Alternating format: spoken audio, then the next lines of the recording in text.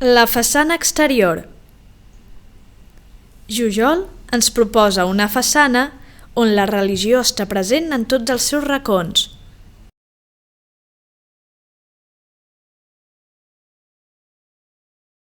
La inscripció superior, envoltada per elements vegetals i alguna representació d'ocells en forma d'ombra, ens diu: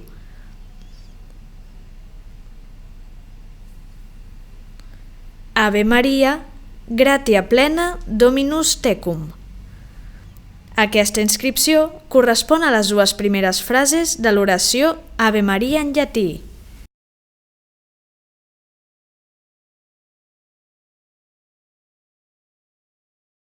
La gran part de les decoracions murals a la façana estan fetes amb la tècnica de l'esgrafiat. Aquesta tècnica és una de les recuperacions artesanals que feren alguns arquitectes modernistes. Jujol utilitza de manera recurrent. Esgrafiar consisteix en traçar dibuixos en un mur, en una façana, etc., fent saltar en certs indrets la capa superficial que el revesteix i deixant així al descobert la capa següent d'una altra textura o color.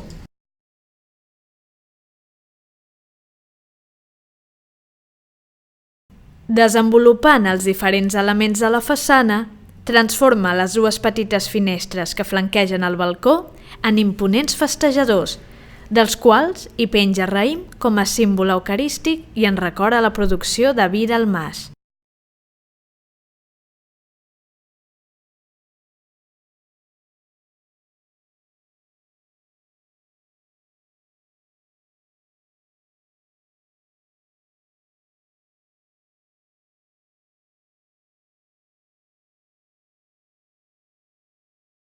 L'antic balcó de la masia el transforma en una gran tribuna coberta amb una forma molt característica, la forma d'una carrossa.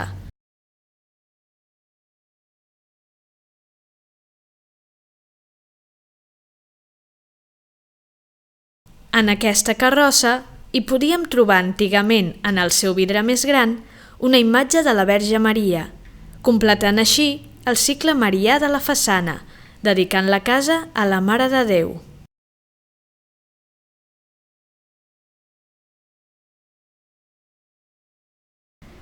L'arquitecte manté en tot moment l'esperit d'antiga masia, mantenint les obertures de portes, finestres i el pou en el seu emplaçament original.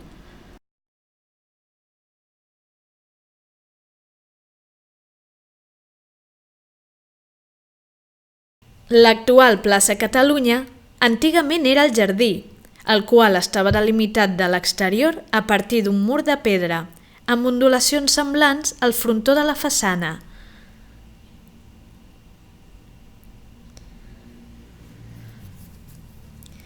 També podem trobar alguns dels mobles exterior que Jujol dissenyà, com són els bancs decorats amb trencadís i la pèrgola.